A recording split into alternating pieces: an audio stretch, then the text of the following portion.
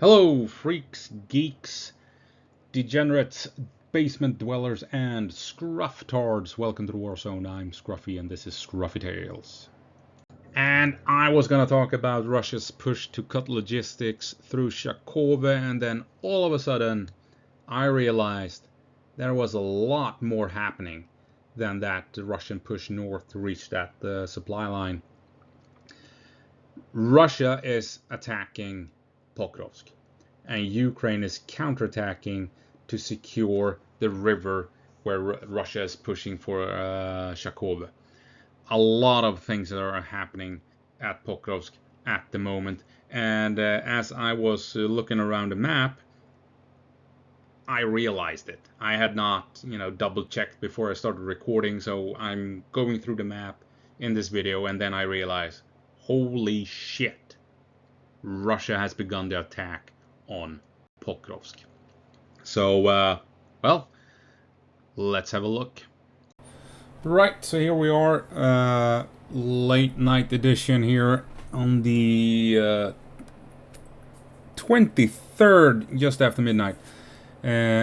So, first hour of 23rd, and I figured, why not? I got bored, so I decided to make a video. We're zooming in here using Andrew's map on Sumy Oblast, where we can see the following. Russian fun with flag in Varychne. Does this mean that Russia has managed to push through Novomykhailivka and taken Varychne? Unclear, is it a drone that has dropped it or not? Who knows?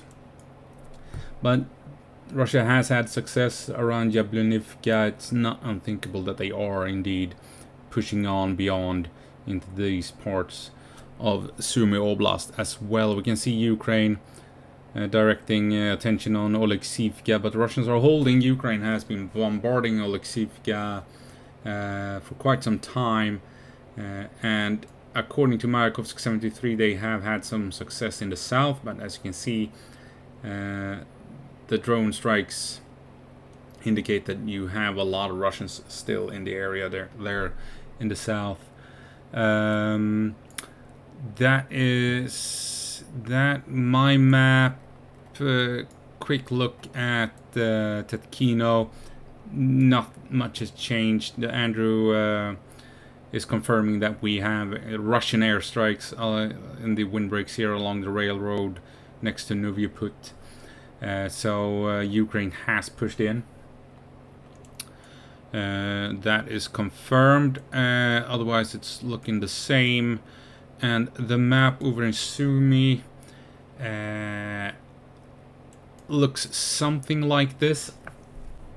Most mappers has this as contested, but since we have that flag in Varychne, we have seen Russian advances between Novomykhailivka and Varychne. I'm thinking Russia might actually have pushed out and taken these windbreaks and these two villages. Yeah, I'm taking liberties and calling it. This is Russian. That leaves us with some interesting positions. We have a couple of interesting points of contact if this here is the case. One point of contact is right here. We have another one south of Varychne right here. And then you have here right next to the lake. And then we have here, and is this a point of contact? Yeah, maybe the Russians can make a dash across if they want to try some shenanigans. So as you can see, Russia can push in this valley here leading south to this patch of woods. This is a large wooded area, some hills, valleys, and here you have a very impressive ridge line that actually overlooks the entirety of these fields to the north. And I'm thinking Ukraine has probably, my guess is that Ukraine has fortified this ridge line right here, since it gives you overwatch of the entire surrounding area and this valley leading into straight at the ridge line from the north. So I'm thinking if Russia wants to assault this forest here with the valleys, the hills, and that vital tactical ridgeline. They want to advance through cover along this valley, because from this ridgeline you can see anything moving here, essentially. So what this Russia has a couple of options. They can come in from the north, and they can push out of Varichne this way and through Jablonivka this way, and even maybe take the long way around. So Russia has a couple of options in the area that can come in here as well. So I'm thinking maybe we will beginning to see Russian moves to push into this vital valley. Wouldn't surprise me. It's set up for it, isn't it? And over in Yunakivka, we can see that Russia has some good options as well, having pushed into this windbreak, according to Andrew and Mayakovsk 73. They could come down. I was talking about this in my previous video, but they could push down here, and they can, as you can see, you have a point of contact right here. They can push through here, and and this is the big if they can reach this forest right here, right next to the river. We have a bridge here somewhere in the woods as well. But if they can push down here, either from north or from the west, or a combination, then Ukraine cannot utilize this windbreak to move in support and reinforcements and what have you. They're not cut off in Yunakivka. You still have this windbreak, and you still have some roads, but these roads are going through the open, so that means, you know, you're running the gauntlet with all the drones in the area. So you have one road here, another one here. You can follow a windbreak all the way into town, or you can actually follow the road here that takes you into town as well. So just because Russia pushes in here doesn't mean that Yunakivka is cut off, but it seems like a likely option that Russia might try to do so, to push down west of this street here, doesn't it?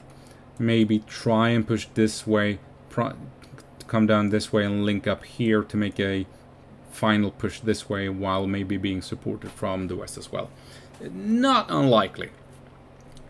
No guarantees, of course, but it feels likely that Russia might want to try and secure the western half of the town, since they have a couple of natural points of contact and approach points to secure this part of town, reducing Ukrainian logistics into Yunakivka, and where they also now have the ability to outflank the remaining parts of town, as it were. Not entirely unthinkable. And it also gives them a chance to begin to secure positions north of the river itself, as it's dividing the town here a bit south of the contact line. So that is Sumy and Tetkino for this brief update. Let's head on over to Andrew again. Not much in the form of updates elsewhere along the front line, except for, you know, airstrikes and artillery strikes and what have you. So we're gonna move down to the important bit, namely Pokrovsk. And here we go. You can see here what's happening. Russia's made it across. They're pushing north. We are gonna take a look. Take a look. Russian drone attacks in Razine. Stuff is happening. Stuff is happening. You can see Russia is pushing into Popovyar over here with a push. Still struggling at Jablonivka. But moving up through Novotoretsky, and multiple mappers are showing the same thing. All the mappers basically. Russia is pushing north strongly to cut the supply line coming in from Shakove to reach the main highway coming in from the north into Pokrovsk. So I thought Russia would push up through the valley here to reach Shakove and fight in Shakove to secure the bridges. Russia had other plans. They took a sharp west turn and then moved north to to cut the supply lines from Shakova. So Shakova was still the objective. They just went another way around. More than likely, this is very heavily fortified, so I think the Russians avoided these heavy fortifications and came in here where Ukraine had fewer defenses and then moved north to reach this vital supply line. And remember from that map showing all the Ukrainian defensive lines where they were focused, and we could see that Russia or that Ukraine had left certain pockets of empty spaces going in west towards Rodinske, between the river and Rodinske, and coming north in this area. So it kind of does suggest that Russia has decided to follow these patches where you have fewer Ukrainian defensive lines. So they come into Razine following these open spaces with few defensive positions. I mean, that means Russia has fewer defensive positions to occupy, fewer trenches to hide in. And now pushing north into these areas where you have fewer defensive lines and heading straight for this supply line up here. And we can, jumping down briefly, kind of can see it here as well, where they pushed up south of Dachne along the river where you have a lot of Ukrainian defensive lines. They moved through an area with hardly any Ukrainian trenches at all. Came up to Seleni High, where you also have a big gap in terms of defensive lines. And then, boom, nothing else. Nothing has happened for several days, because this is where Ukraine has more of their defensive lines. So Russia has advanced through areas with few defensive lines, and now they've hit that wall again where Ukraine can effectively conduct defense with trenches and what have you. But now we're going to move up here. Take a look. Russian BTR destroyed. Things are happening. So I was speculating that this was Russian special forces infiltrating, but here we have an actual Russian BTR pushing in. So now Russia is trying to occupy Sverove. You can see here, yeah, they're pushing in. We have an assault begun on Pokrovsk. The assault on Pokrovsk has begun. I didn't even realize this. Oh my god, shit is happening. Okay, it's official. Russia has begun the assault on Pokrovsk, and they're moving in from the south. I thought they would be pushing into Mironrad first, but they're coming for Pokrovsk, while Ukraine still have supply lines open and functioning supply lines. They can move in here, they can come through Roshine, they can even split off from Roshine and come in from the north. Rodinsk is still fully in Ukrainian control. They can move in logistics from the north. Russia has only cut the front line, the logistics from Shakove.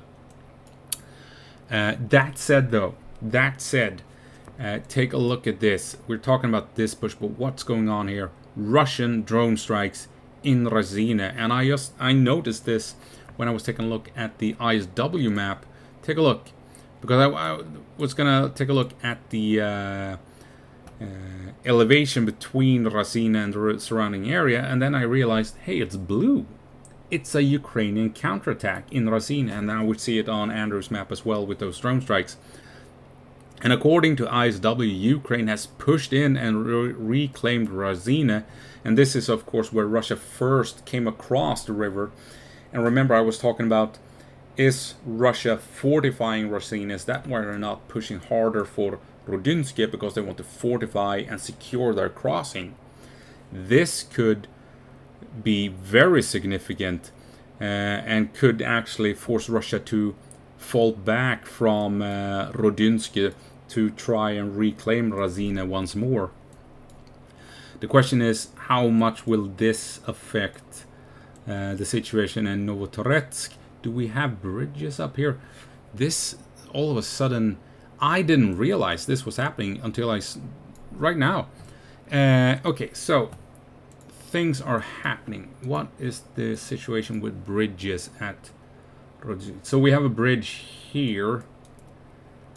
This bridge is the one Russia is relying on at the moment then, since they can't come across here anymore. Okay, so this is the bridge.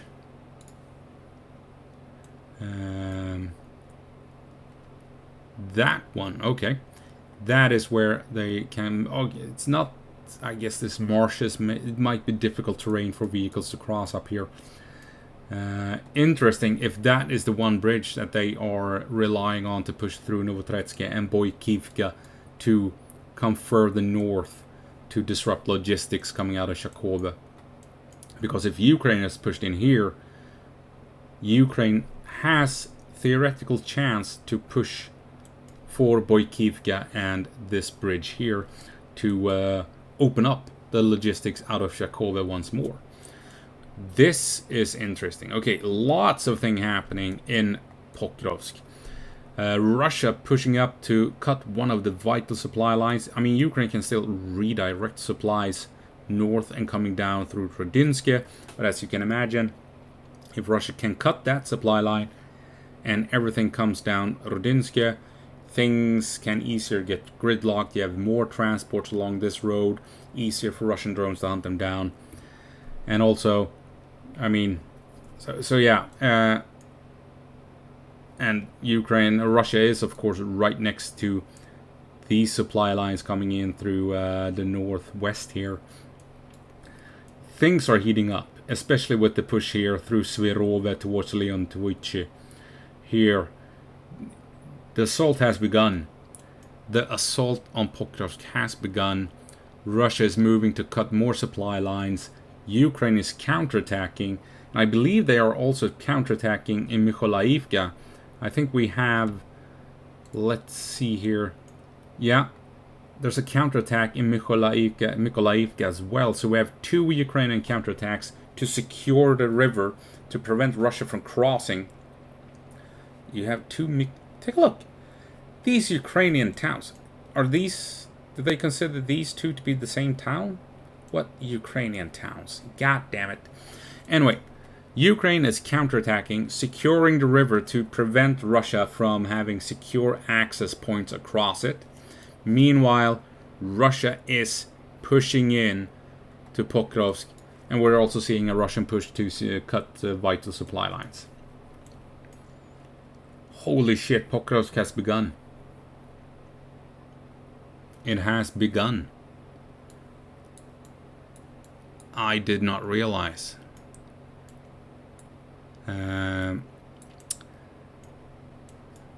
You have some areas here that the Russians can move in and secure. You can see here open spaces here.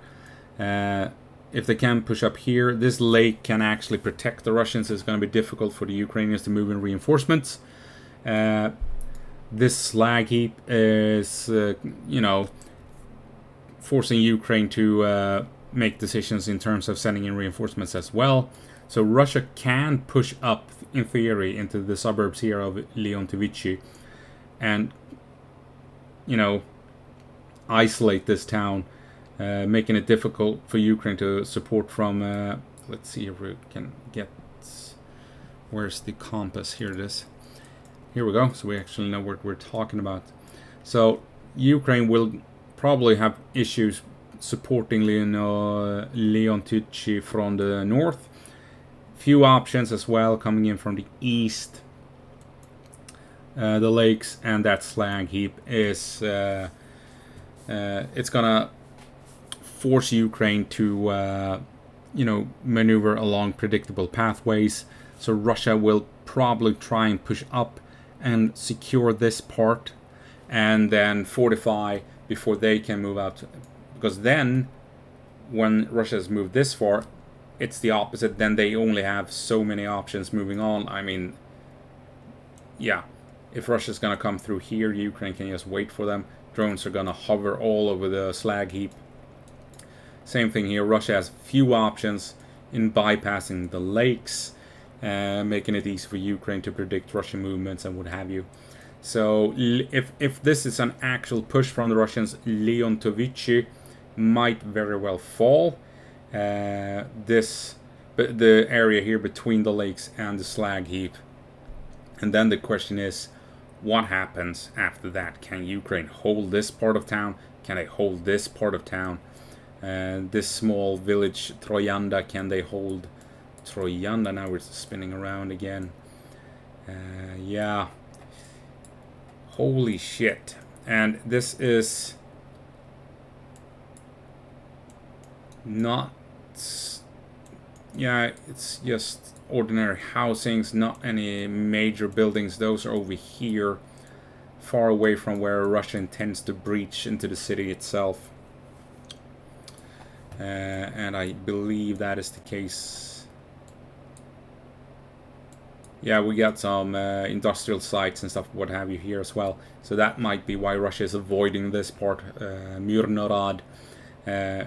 Again, they have only a couple of predictable options moving into Myrnorad. It's coming through here, here, and trying to push up along the railway here. So they might be avoiding Myrnorad because it's industrialized, few approach points.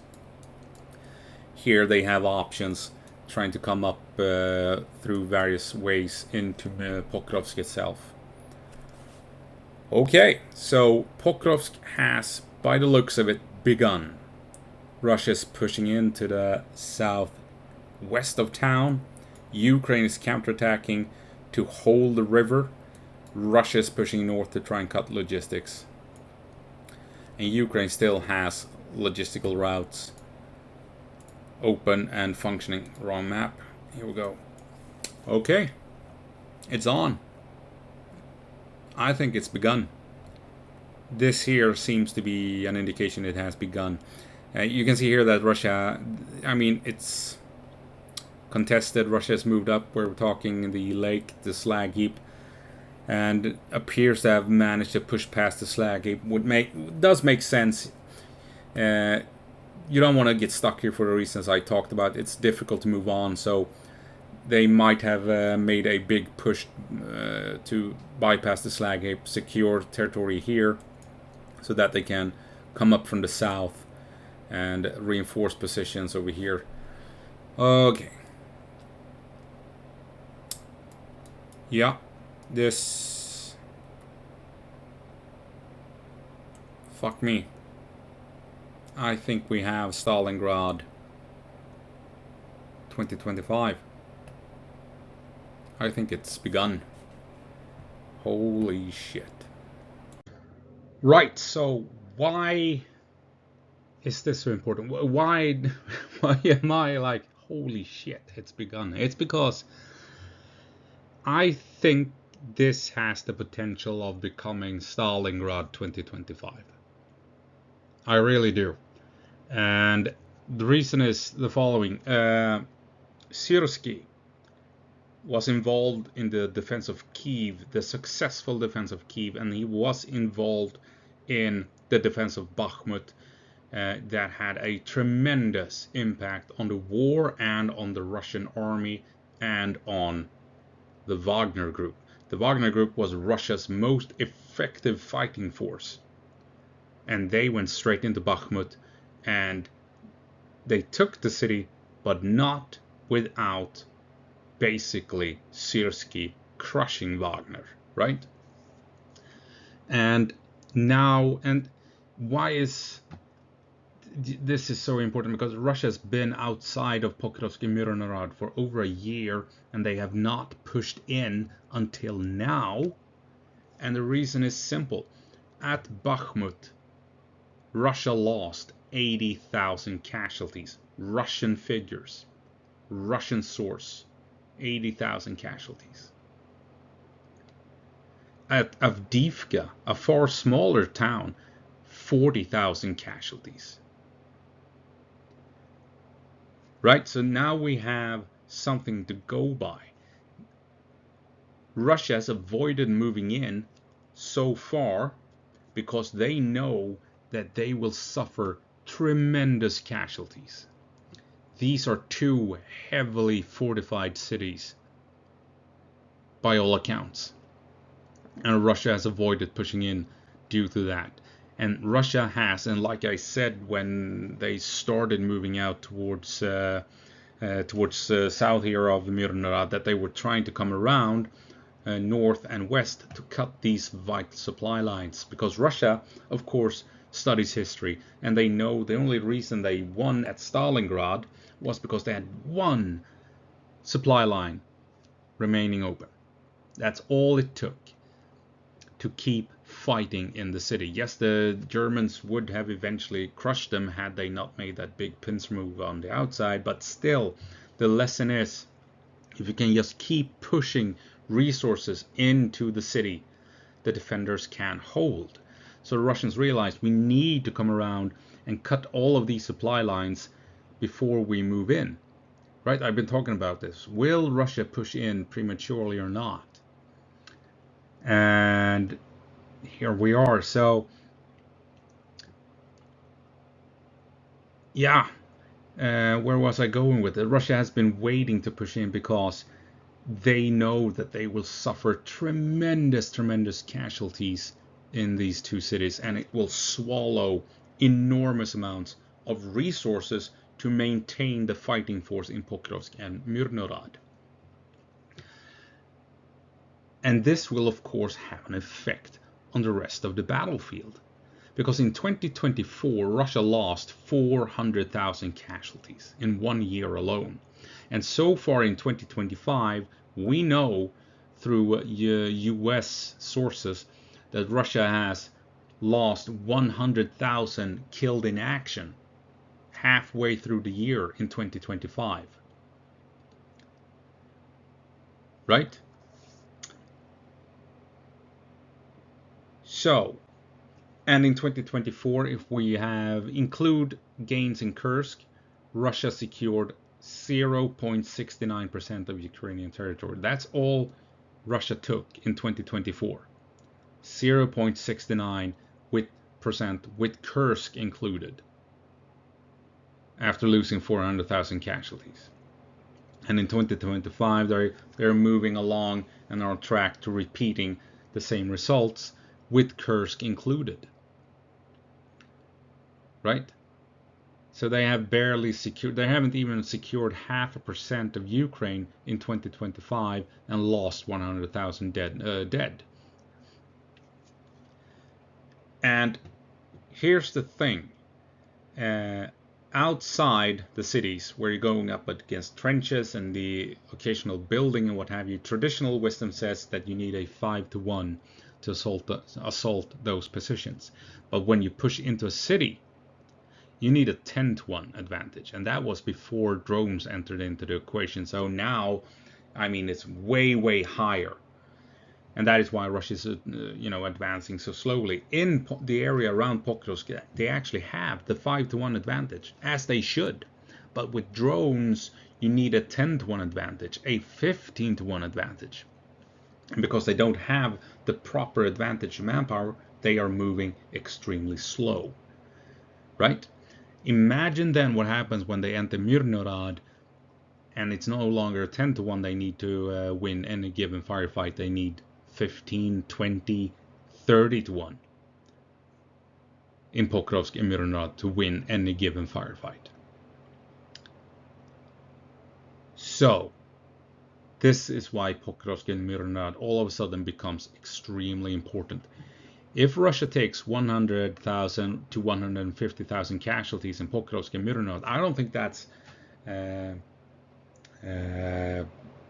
unreasonable. We'll see how everything plays out. They may take the cities in a day, or maybe it's going to take them a year. Who knows? But judging by Bakhmut and Avdiivka, it feels as if they will take a lot of casualties, and they've been afraid for a year to enter. So I think we're looking at these casualties. How many troops have in that case been deployed in total to take the towns? Okay, people die and are wounded, but how many do they need in total to push in to take the cities? Because it's more than 150,000 if they take 150k casualties, right? Now, 100,000 casualties is a quarter of the Russian casualties from 2024, when they took 0.69% of Ukrainian territory, Kursk included. How will this affect the rest of the front line if they lose 25% of an entire year's losses along the entire front line in one single city. If Ukraine can hold, if Ukraine can maintain logistics into Pokrovsk and Mirnorod and hold and grind the Russians down, the Russian advance will stall along the entire front line. It will come to a complete stop, especially if Ukraine has success in Sumy Oblast and can push back to the Russian border, because then Russia will have to allocate more and more manpower to Kursk and Sumy Oblast. I'm thinking that's why they want the North Koreans, what was it, 30,000? Because then they can push troops, Russians down here to fight here, and they don't have to, shift troops around all over the place. But anyway, if Russia has to allocate manpower to Sumy Oblast to prevent the Ukrainians from reaching the border while they're stuck in Pokrovsk and Mirnorod, the rest of the front line will just come to a stop, because Russia will need so many troops here, so much resources, so much ammunition, so many drones and everything to fight through Pokrovsk and Mirnorod, that the rest of the front line potentially will grind to a halt. Mirnorod and Pokrovsk has great potential to decide the outcome of the war. And then it comes down to, is Ukraine planning to fight and hold Pokrovsk? We don't know. We don't know if they intend to make a stand here. We know Syrsky was at Kiev. We know he was at Bakhmut. He understands urban warfare better than any general in the Ukrainian army, would be my guess. And a short distance behind Pokrosk and Mirnorod, we have the freshly built massive Ukrainian defensive line, the Syrsky line as I call it, that hopefully will prevent Russia from any hope of advancing further into Ukraine. And you want to reduce Russian capacity as much as possible before they push up to that defensive line. And Pokrosk and Mirnorod is the perfect place to do that. So, is Ukraine planning to fight and hold Pokrovsk? We're going to have to wait and see. I think that's the plan, but we're going to have to wait and see. Then the question is, can Russia cut the supply lines leading into the Twin Cities? Can they come through here and reach Rodynsky? Ukraine is counterattacking at Razina. Russia has moved north towards Shakova, but Ukraine has counterattacked at Razina and at Mykolaiivka. Ukraine is holding Kotlina, where Russia has tried to push north. Russia wants to move up this way along the railroad tracks here to reach this hub, because then they cut the supplies coming in this way, and you have to redirect logistics from Roshina all the way over here to come in from the north. There are a couple of dirt tracks out here as well. But Russia really needs to move up here and into Rodynsky, and then Ukraine has only one option, this road here, and then it's easy to hunt them down, the logistical trucks and ambulances and what have you, with drones and artillery and everything. Can Russia push up here, and can they push through here and cut supply lines leading to the Twin Cities? And can they, in the end, I'm guessing the plan is to move south from Rodynsky down to this intersection and truly cut off all supplies leading into Pokrosk and Mirnorod. And of course, can Russia sustain their armed forces if they suffer tremendous casualties and loss of resources at Pokrovsk? Will this fight continue for a year? What was Stalingrad? 6 months, I think?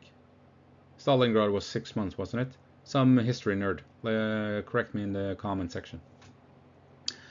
We're not going to see the massive casualties that we saw at Stalingrad with 1 million Germans and 500,000 Russians. That's not going to happen here.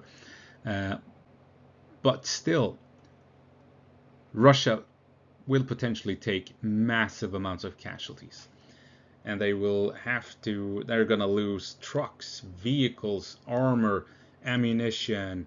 They're going to have to flood in hand grenades to all the troops fighting here, because you're going to need 2 or 3 hand grenades per room, and there's quite a few rooms in these two cities, and they're going to be entering rooms, firing full auto to clear them out. You're going to need insane amounts of hand grenades and ammunition to push through Pokrovsk and Mirnorod. And water, the amounts of water, because these soldiers are gonna be overheated pushing through these buildings here in Pokrovsk and Mironov. You don't understand. This is a logistical nightmare for the Russians to bring in everything you need to fight in Pokrovsk and Mironov. Can they sustain their armed forces, both in terms of manpower but also resources?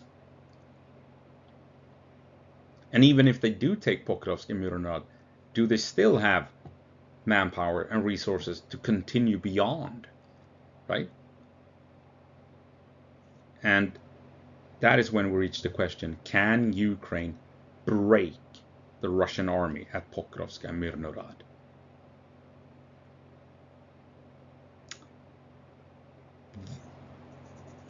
Oof.